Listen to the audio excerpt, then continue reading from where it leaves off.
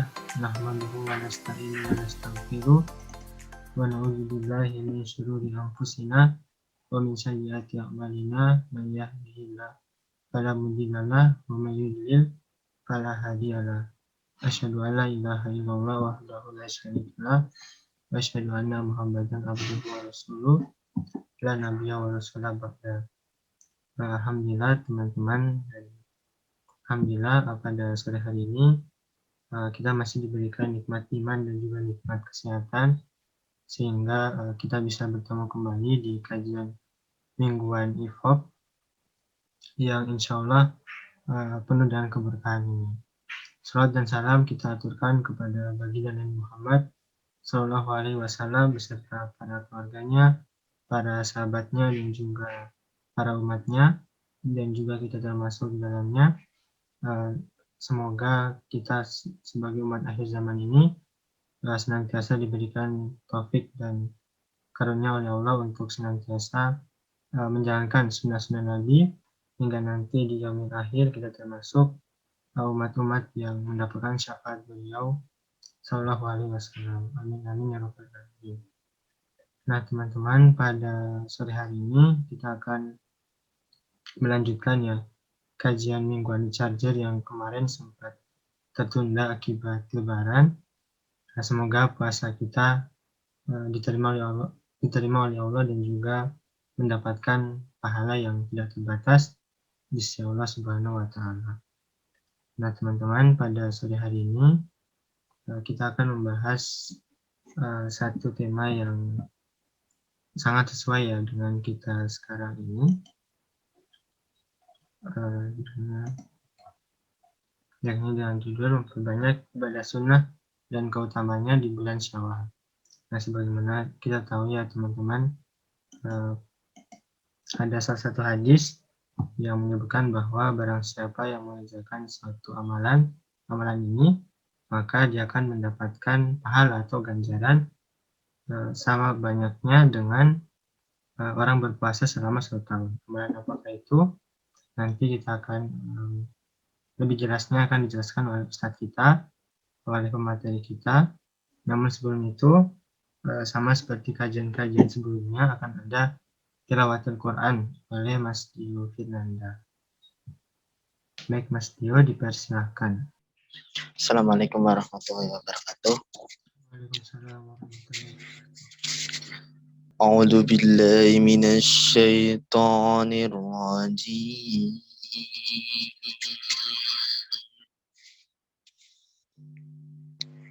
Bismillahirrahmanirrahim.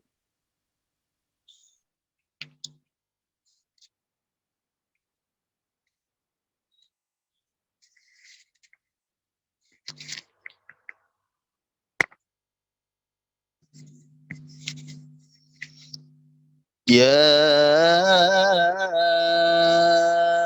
ayyuhalladzina amanu idza qila lakum tafassahu fil majalis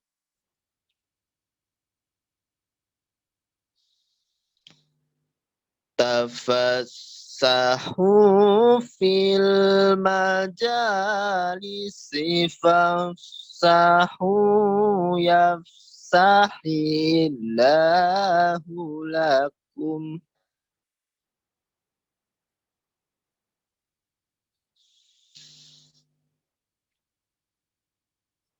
Wa idza qila suzu yarfa'illahu alladhina amanu minkum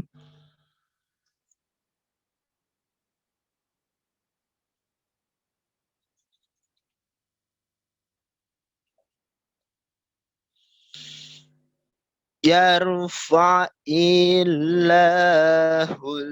alladhina amanu minkum walladhina utul ilma darajat.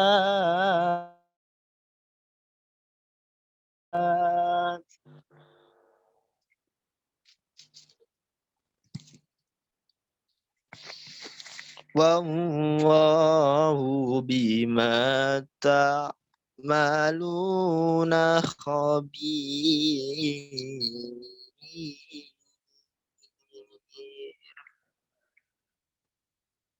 Sadaqallahul adzim.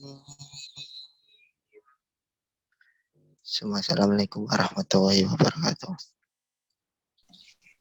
Waalaikumsalam warahmatullahi wabarakatuh. Terima kasih Dio atas tilawah Al-Qur'annya.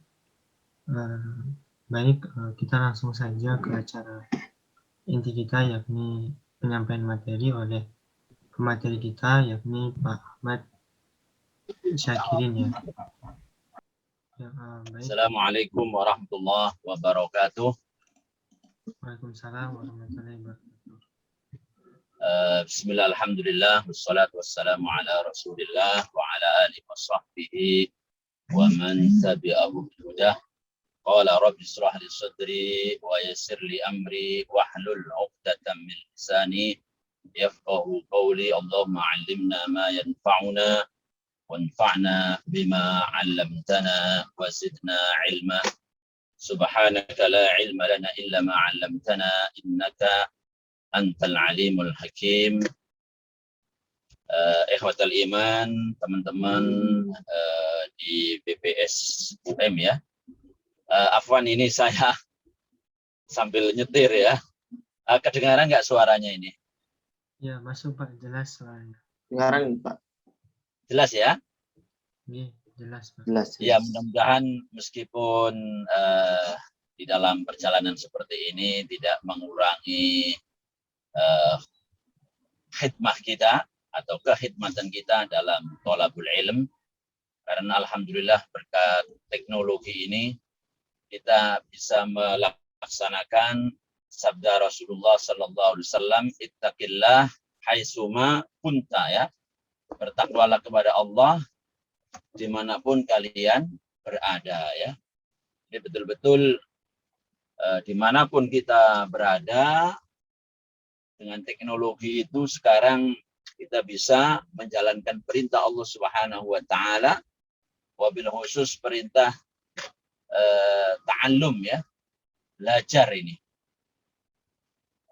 Ikhwatal iman rahimakumullah, kita bersyukur kepada Allah Subhanahu wa taala memasuki bulan Syawal ini yang sudah di pertengahan ya.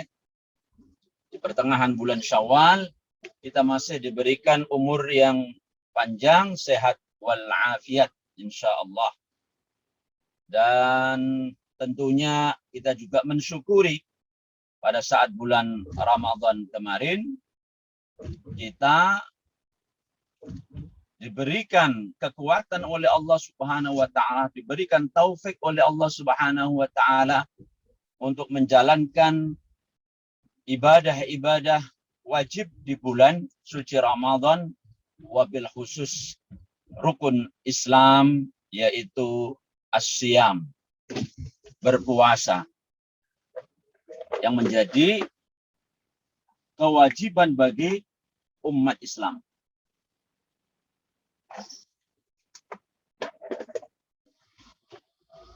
Dan seorang yang beriman atau bahkan menjadi ciri bagi diterimanya sebuah amal.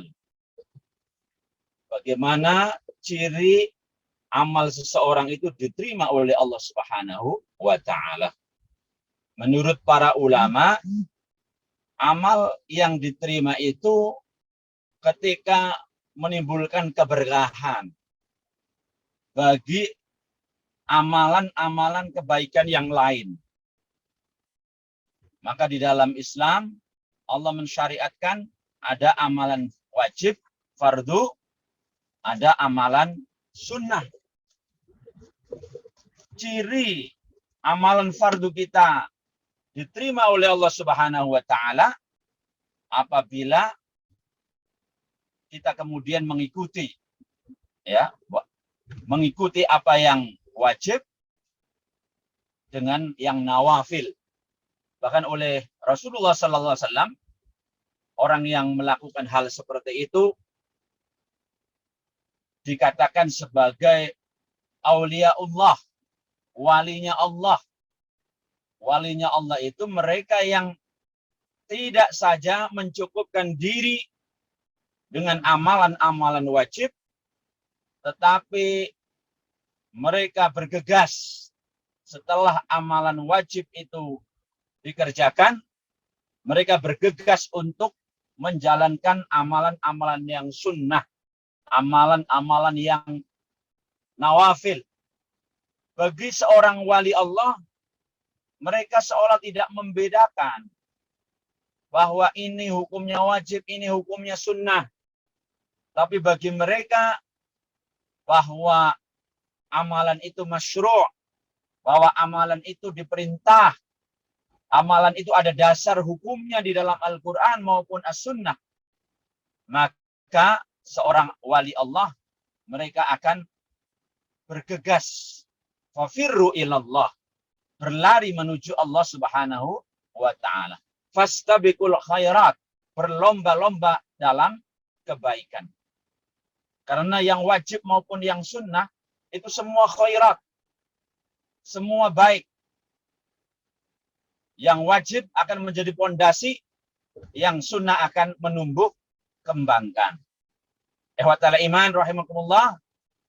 Karena itu sebelum jauh Ustadz menyampaikan,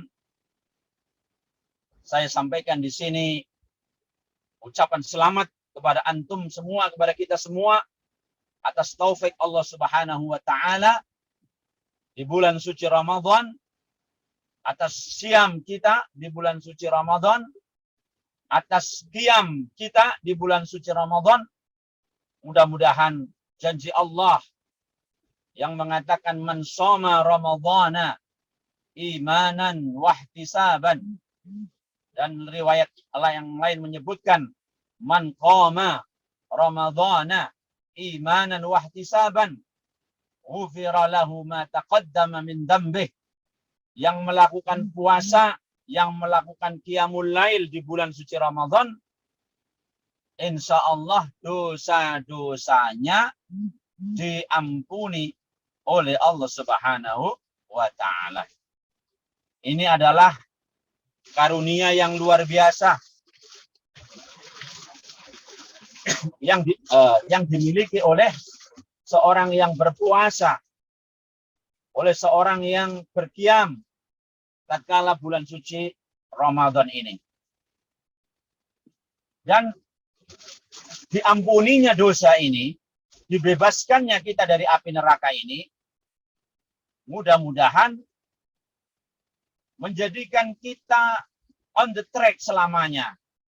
Tidak saja di bulan suci Ramadan, kemudian di bulan Syawal, di bulan yang lain, lalu melumuri diri kita dengan dosa. Dengan anggapan, gampang nanti bulan suci Ramadan saya hapus. Sikap seperti itu justru tidak ditunjukkan oleh Rasulullah Sallallahu Alaihi Wasallam. Tidak ditunjukkan oleh sahabat Rasulullah Sallallahu Alaihi Wasallam.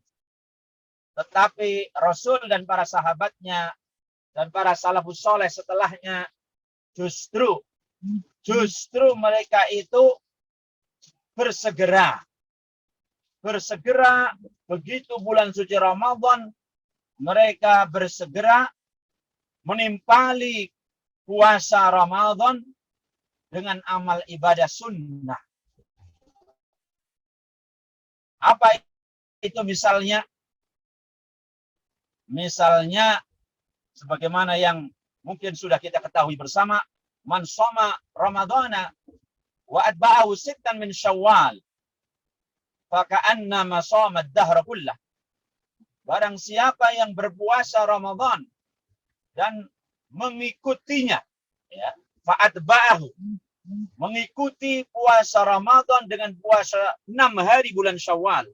6 hari bulan Syawal, maka seolah-olah dia berpuasa 1 tahun penuh.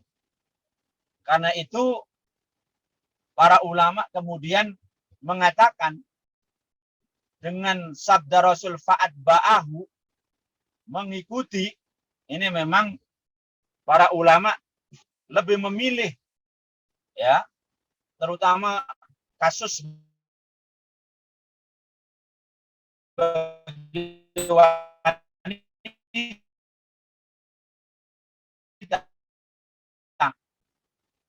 Ada tidak kita yang masih muda, ya, kecuali yang sudah menopause. Maka para ulama mengatakan didahulukanlah puasa Syawal daripada puasa qadha bagi wanita tersebut. Tapi bagi laki-laki yang tidak ada qadha, tapi mungkin saja ada, terutama kalau bepergian, ya, kalau kemarinnya sakit dan lain sebagainya. Maka kalau kemudian bulan Syawal ini, para ulama lebih memilih untuk mendulukan Syawal ini dengan puasa 6 hari bulan Syawal.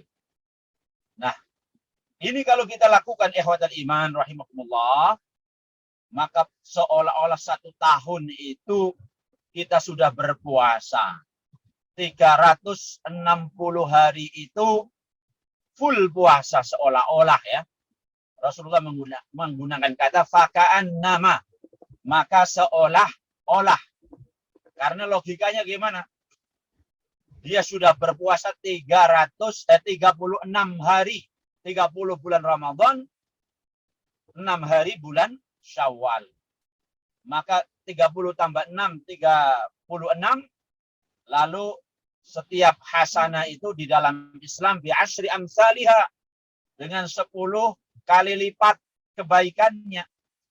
Maka 36 kali 10 jadilah 360. Persis bilangan 1 tahun penuh.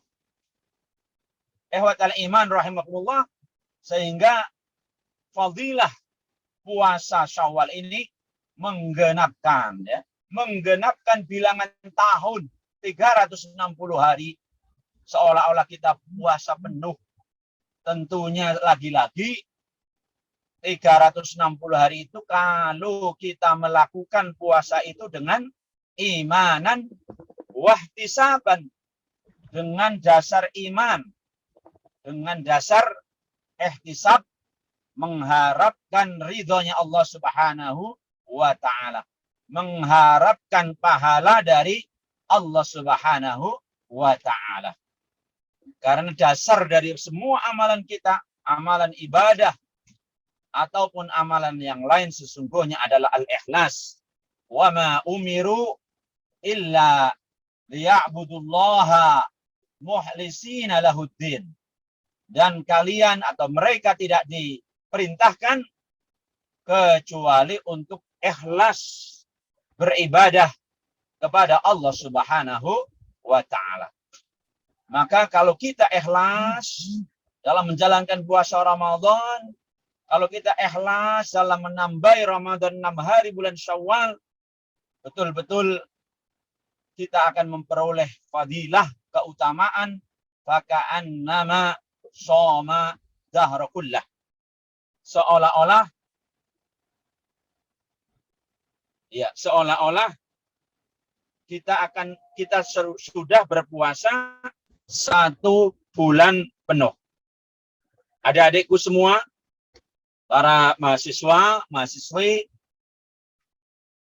dan puasa itu bukan saja cocok untuk orang tua, bahkan puasa itu lebih cocok untuk anak muda, terutama yang jomblo-jomblo, yang belum menikah. Karena Rasulullah SAW mewanti-wanti kaum muda, ya, kaum muda untuk berpuasa, terutama bagi yang tidak mampu yang namanya ba'ah. Ya ma'syarus syabab, wahai sekalian pemuda, kata Rasulullah. Ini semua kayaknya muda semua ini yang di layar ini ya, kecuali saya. Nah, ya ma'syarus syabab, wahai kalian para pemuda, man istata'a minkumul ba'ah. Barang siapa yang ba'ah, barang siapa yang mampu untuk memberikan nafkah dalam berkeluarga, falyatazawwaj, maka menikah. Jadi ada hubungan antara ketidakmampuan untuk menikah alias masih bokeh, ya, ada hubungannya dengan puasa. Maka kata Rasulullah, kalau bokeh nggak mampu menikah, belum punya nafkah keluarga, kata Rasulullah, berpuasalah kau, katanya ya. Ya, fa innahu lahu wija. Puasa itu menjadi wija, menjadi perisai. Menjadi perisai bagi nafsu, terutama nafsu biologis yang dimiliki terutama oleh kaum laki-laki. Nah, ini karena puasa itu sesungguhnya imsak. Puasa as-saumu imsak, ruhatan al-imsak. Puasa itu dalam makna bahasa artinya imsak, menahan diri, menahan hawa nafsu yang ada di setiap panca indera kita. Mata punya hawa nafsu, telinga punya hawa nafsu, mulut punya hawa nafsu, lisan ya, dan juga yang ada di bawah perut. Nah, ini bisa selesai ya, bisa dikendalikan dengan berpuasa. Karena itu Rasulullah menyebut itu untuk yang kaum muda yang memang secara energi ya, mereka itu luar biasa energinya dibanding yang tua-tua. Maka khusus untuk anak muda justru harus lebih banyak berpuasa. Puasa sunnah tentunya. Puasa sunnah. Nah, di bulan Syawal ini puasa sunnah yang Rasulullah Sallallahu Alaihi Wasallam contohkan, yang Allah syariatkan kepada kita adalah puasa 6 hari bulan Syawal. Tentunya selain fadilahnya tadi melengkapi 360 hari tadi, juga punya fungsi untuk wijak, punya fungsi untuk menjadi tameng, perisai bagi terutama kaum muda yang belum mampu menikah. Nah, ini mudah-mudahan Mas MC-nya Mas Azhar ini kayaknya kok sudah menikah nih kayaknya. Wajah-wajahnya tenang gitu ya. Subhanallah. Nah, ini ikhwatal iman, ibarat sholat itu, puasa Syawal itu seperti rawatib. Seperti sholat sunnah rawatib. Karena sholat rawatib itu sholat yang mengikuti fardu. Ada fardu Isya 4 rakaat, maka ada rawatib qobliyah maupun ba'diyah. Nah, itu. Lah, puasa ini rawatibnya adalah Syawal. Sebagaimana haji ada rawatibnya. Haji itu rawatibnya ya umroh. Zakat itu rawatibnya ya sedekah. Setiap puasa atau setiap amal ibadah ini ada rawatibnya masing-masing. Nah, dan salah satu fungsi dari ibadah rawatib ini, sebagaimana Rasulullah Sallallahu Alaihi Wasallam pernah menyinggung kepada kita, pernah menjelaskan kepada kita, fungsi ibadah rawatib adalah melengkapi hisab dari ibadah fardu. Di dalam hadis secara khusus Rasulullah Sallallahu Alaihi Wasallam mencontohkan sholat fardu. Sholat fardu dengan rawatib ini Rasulullah mencontohkan, karena sholat fardu kita itu bolong-bolong, pahalanya itu tidak 100% kata Rasulullah. Kata Rasulullah, ural Islam, tali Islam itu akan lepas. Dan yang pertama kali lepas dari umat ini kata Rasulullah adalah khusyuk di dalam sholat. Khusyuk di dalam sholat itu termasuk tali Islam yang pertama kali lepas dari umat. Tetapi jangan khawatir kata Rasulullah, meskipun banyak orang sholat tidak khusyuk, kalau sholatnya berjamaah maka akan tertolong dia dengan kehusyukan saudara-saudaranya. Meskipun sholatnya tidak khusyuk, maka akan rawatibnya bagus. Rawatibnya bagus. Jadi fungsi daripada rawatib itu sunnah setelah fardu adalah melengkapi kekurangan-kekurangan yang ada di dalam ibadah fardu. Kalau fardu sholat kita tidak khusyuk karena berbagai macam hal penyebab, maka insya Allah akan diakumulasi. Jadi dalam kalkulasi pahala yaumul hisab nanti, ini mengenal ada namanya penambahan. Ada namanya kalkulasi, diakumulasi antara yang fardu dengan yang sunnah.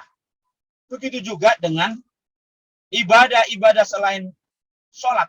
Kata para ulama, mentaklik, mengkomentar hadis tersebut, para ulama mengatakan begitu juga dengan ibadah-ibadah fardu yang lain.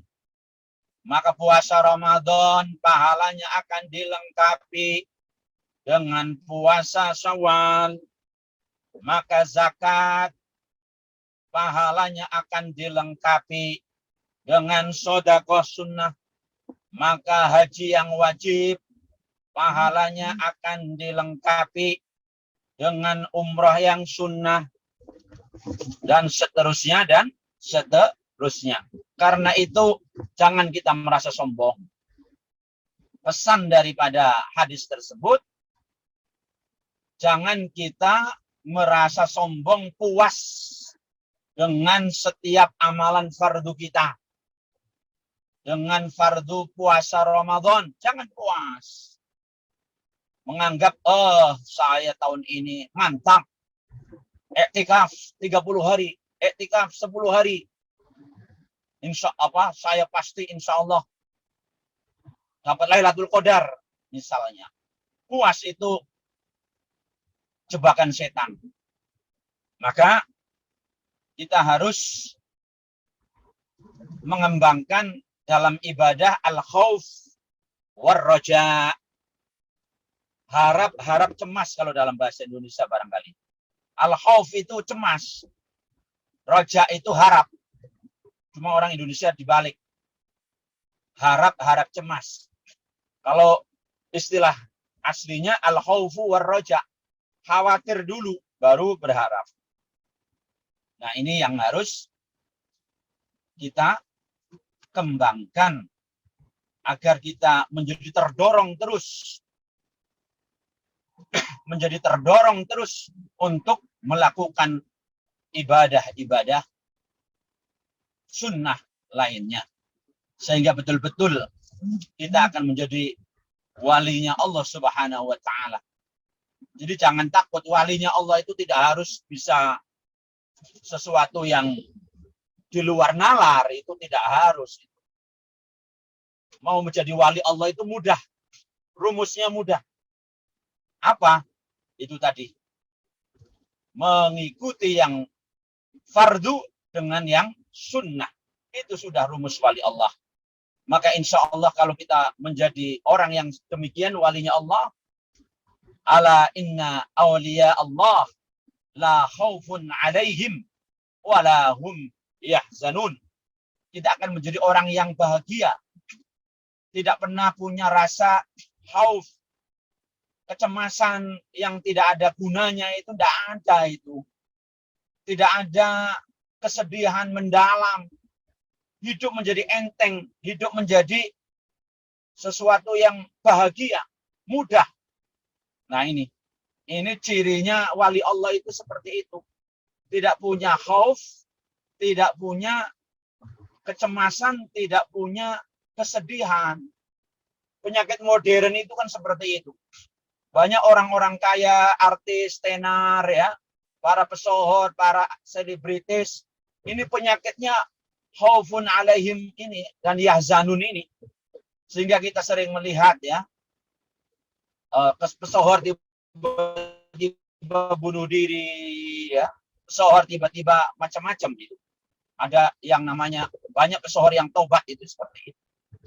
Nah, karena itu hendaknya kita mengembangkan ini tadi, mengembangkan, ya, apa yang disebut dengan sifat aulia ini, ya, sifat para wali, mengejar fardu dengan kesunahan-kesunahan.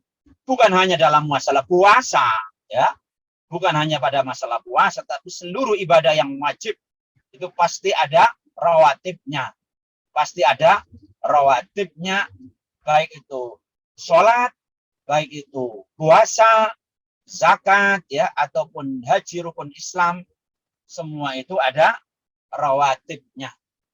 Insya Allah, ehwatal iman, adik-adikku semua, kaum muda, antum memiliki masa depan yang cerah, ya. Jangan lumuri kecerahan masa depan dengan hal-hal yang secara syar'i tidak produktif. Jadilah orang yang produktif di mata Allah Subhanahu wa taala, di depan para Rasulullah, di depan umat Islam, umat mukmin yang lain. Wa qul i'malu fasayarallahu 'amalakum wa rasuluhu wal mu'minun. Dan katakan wahai Muhammad, bekerjalah kalian, beramallah kalian, kelak Allah, Rasulnya, dan umat mukmin akan melihat perbuatan, pekerjaan amal kalian. Insya Allah, apa yang kita lakukan, baik puasa, wajib maupun sunnah, apa yang kita lakukan, baik sholat wajib maupun sunnah, zakat baik wajib maupun sunnah, sedekah, ya, ataupun ibadah-ibadah lainnya, baik yang masuk kategori rukun Islam ataupun tidak, Allah dan Rasulnya dan umat mukmin lainnya akan menilai, akan melihat, sehingga kelak kita akan mereka itu akan menjadi saksi. Bahkan bukan hanya mereka, amal kita sendiri akan menjadi saksi. Amal kita itu akan menjadi saksi bagi kita sendiri. Luar biasanya pengadilan Allah. Karena itu jangan sia-siakan setiap kesempatan, ya. Jangan sia-siakan setiap kesempatan untuk beramal, sekecil apapun amalnya. Kalau kita lakukan dengan ikhlas, maka yang kecil dengan ikhlas akan menjadi besar, ya. Apalagi kalau amalnya sudah besar, dengan ikhlas akan menjadi super, ya. Akan menjadi terbesar insya Allah. Ya, mohon maaf karena ini sambil berjalan, ya. Jadi sedikit-sedikit lirik sana lirik sini, ini lirik jalan lirik kalian ini, ya. Tapi alhamdulillah hanya ada di zaman now saja ini, ya. Bisa tausiah sambil berkemudi, ya. Nah, ini kebetulan ya, mertua ini, ibu mertua datang ini, ya, ke Jawa ini, ya. Jadi harus tugas, ya, tugas suci ini, ya. Ini juga bagian dari amal ini, ya. Karena ikram, ya, kepada orang tua kita, ya. Insya Allah yang jomblo segera menikah ini, ya. Karena saya dulu sedikit saya cerita sebelum saya tutup, ya. Saya menikah itu dulu ketika S2 semester semester 3 ya. Semester 3 kira-kira ya. S2 semester 3 saya menikah ya, alhamdulillah. Allah mudahkan itu ya, Allah mudahkan kalau kita niat itu dengan ikhlas, insya Allah Allah mudahkan ya. Allah mudahkan. Asalkan kita itu ikhlas, asalkan kita itu qanaah ya. Iyakun fuqara yuhnikumullah. Kalau kalian itu fakir, tidak punya, insya Allah Allah akan cukupkan ya. Tapi kalau kita itu banyak pertimbangan ya, banyak ketakutan, yakinlah kalau seperti itu kalian itu masuk dalam jebakan wahan ya. Wa mal wahan hubbud dunya wa karahiyatul maut ya. Kalau kita sudah kedonyan ya, semua dinilai dengan dunia, ini nanti akan was-was timbulnya ya. Akan banyak ketakutan. Jangan-jangan saya mau menikah nggak bisa kasih makan ya. Memangnya istri kita itu tidak solihah ya. Istri kita itu insya Allah juga solihah. Kalau kita soleh, insya Allah istri kita solihah. Maka istri kita juga para pejuang insya Allah ya. Tapi kalau kita ini cinta dunia, ya memang nanti dapatnya cinta dunia ya. Sehingga kemudian takut ini, takut itu. Nah, mudah-mudahan apa yang kami sampaikan sedikit ini bisa menjadi tambih bagi kita semua, dan mudah-mudahan hidup kita Allah mudahkan. Mudah-mudahan juga apa yang Allah amanahkan kepada kita berupa umur ini bisa kita jaga ya, dengan memanfaatkannya dengan berbagai macam amal-amal yang sunnah, terutama karena yang fardu ini pastinya sudah selesai. Jadi di bulan Syawal perkuat diri kita dengan fardu dan dengan sunnah tadi, terutama dalam masalah puasa ya, dan juga amal-amal yang lain tentunya yang mendukung ya, karena silaturahim ini menjadi hal yang langka hari ini ya, apalagi di zaman teknologi ini. Katanya WA sudah silaturahim ya, katanya nelpon sudah silaturahim ya. Tetapi ya itu makna silaturahim memang sudah dalam makna yang minim itu ya. Tetapi kita ingin hal yang maksimal ya. Maka perkuat silaturahim di bulan Syawal juga, perkuat hubungan komunikasi dengan orang lain, tidak hanya kepada keluarga, tetapi juga kepada teman ya. Kepada teman juga harus kita silaturahim, berkirim hadiah ya. Kalau memang kita mampu hadiah, memberi hadiah, berkirim hadiah itu satu kesunahan ya. Insya Allah begitu. Karena di dalam hadis juga disebutkan Allah tidak mau menerima ya puasa seseorang kalau dia punya permusuhan ya. Kalau dia punya permusuhan, maka apalah artinya kita puasa Ramadan, apalah artinya kita puasa Syawal kalau kita masih memelihara al-hiqd ya, memelihara al-dhaghinah, kebencian dan permusuhan di dalam hati kita ya. Makanya kan itu ya, ada kata doa di dalam mengejar Lailatul Qadar itu apa? Allahumma innaka afuwun tuhibbul afwa ya, fa'fu anni. Ingat di situ Allah berkata tuhibbul afwa ya. Innaka afuwun tuhibbul afwa, sesungguhnya engkau maha pengampun dan engkau suka orang yang memberi ampunan. Engkau suka orang yang memberi maaf. Ibnu Rajab Al-Hambali menafsiri doa maksur, doa Nabi tersebut dengan mengatakan bahwa Allah suka orang yang memberi maaf dan orang yang minta maaf. Nah itu, jadi masa sih kita nggak mau disukai oleh Allah di bulan Syawal ini ya, terutama ya, dan juga di bulan-bulan yang lain, supaya puasa kita diterima ya, ibadah-ibadah kita yang lain juga diterima. Sukalah kita minta maaf ya, sukalah kita memberi maaf kepada orang lain agar Allah itu memaafkan kita juga, agar Allah mencintai kita. Ini satu pesan yang luar biasa dari doa Nabi. Doa tapi mengandung pesan ya.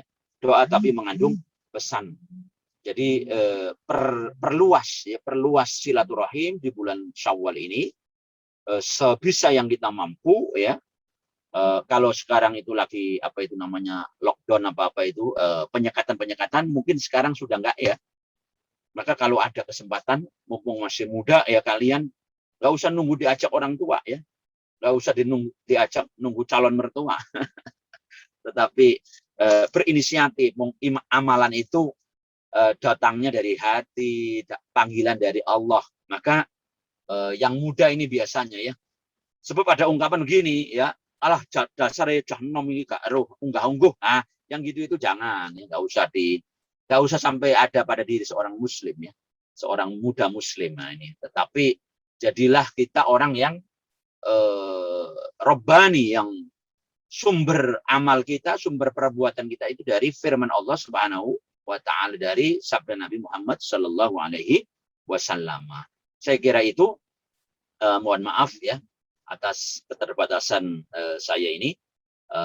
Mudah-mudahan tidak mengurangi apa yang kami sampaikan, datangnya kebenaran dari sisi Allah Subhanahu wa ta'ala. Insyaallah ada kekurangan dari diri kami pribadi. Akhirul kalam, assalamualaikum warahmatullahi wabarakatuh. Waalaikumsalam warahmatullahi wabarakatuh. Ya, baik, terima kasih Pak Ahmad Syakirin atas penyampaian materinya. Ini mungkin sebelum ditutup Pak, saya ada satu pertanyaan Pak, boleh Pak ya? Iya. Ya, ini Pak, kan tadi setiap muslim itu kan selepas bulan Ramadan itu kan ada puasa-puasa ya Pak ya. Ada puasa mengqadha atau puasa sunnah. Pertanyaan saya, apakah boleh Pak kita jadikan satu gitu?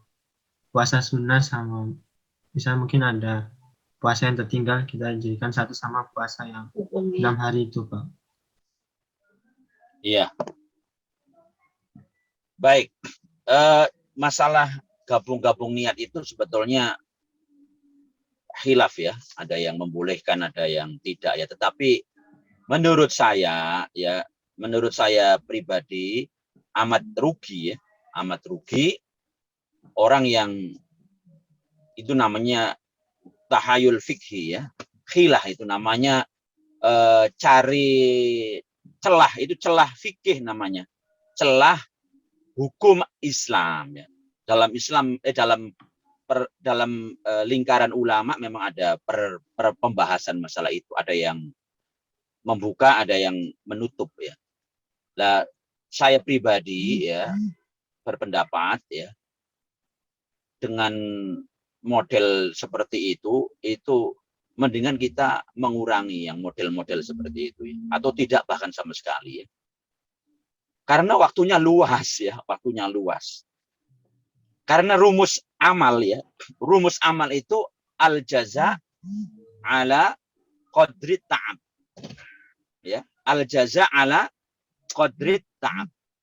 Bahwa pahala itu sesuai dengan jerih payah. Gitu. Kita dapat pahala itu banyak kalau jerih payahnya luar biasa.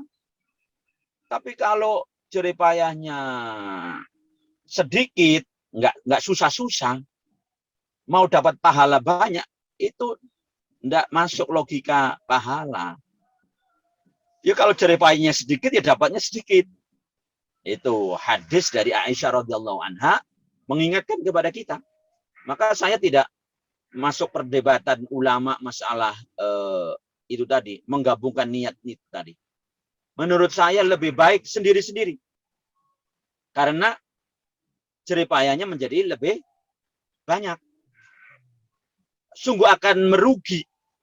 Kalaupun itu dibolehkan, dia rugi secara pahala di sisi Allah Subhanahu wa ta'ala. Kenapa? Karena tidak dapat pahala yang banyak. Tapi kalau kita puasa Syawal 6 hari sendiri, ya dapatlah. Terus puasa qadha sendiri, dapatlah lagi banyak kita Pak. karena jerih payahnya lebih banyak. Sesuai hadis Aisyah tadi ya, al jaza ala qadrit ta'ab, pahala mengikuti kadar jerih payah. Nah, karena itu saya tidak menghimbau ya, saya tidak mengarahkan model ibadah seperti itu, walaupun ada yang membolehkan ya, walaupun ada yang membolehkan, tetapi itu tidak sesuai dengan semangat yang dikembangkan oleh Rasulullah Shallallahu Alaihi Wasallam. Ya. Karena itu, apalagi seperti anak muda ini, ya, nggak ada halangan untuk puasa seperti itu, kuat-kuat, sehat-sehat. Ya. Nah, itu makanya puasa saja, niat sendiri-sendiri, ya, jangan digabung-gabung. Insya Allah itu lebih baik dan lebih mulia di sisi Allah Subhanahu wa Ta'ala. Insya Allah. Wallahu a'lam bishawab. Iya, baik. Terima kasih Ustaz sudah paham ya dengan penjelasannya. Mungkin Iya. ada teman yang ingin bertanya. Saya persilakan satu lagi sebelum kita akhiri. Iya, gimana?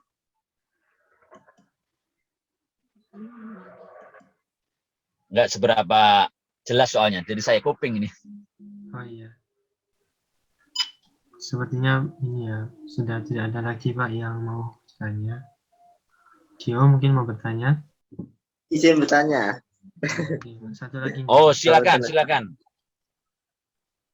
Nggih. Niki kula Dewi Fernanda dari Psikolog UM.